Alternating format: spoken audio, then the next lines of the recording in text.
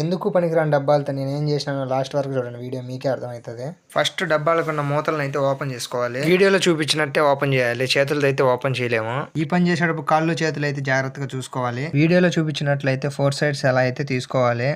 Finally box అయితే open అయిపోయింది చూడండి.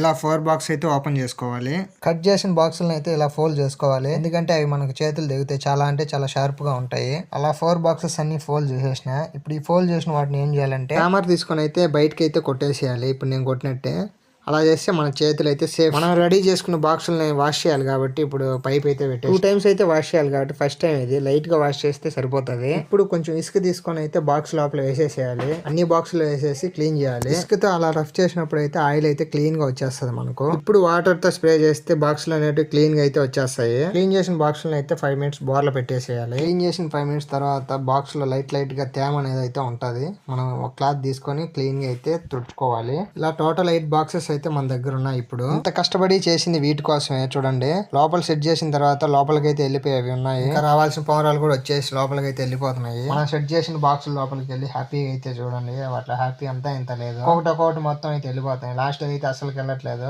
నేను వెళ్ళి దగ్గరికి వెళ్ళి వెళ్ళగానే చూడండి లోపలికి అయితే వెళ్ళిపోయింది. నేను డోర్ క్లోజ్ చేసేసి అయితే వచ్చేస్తాను.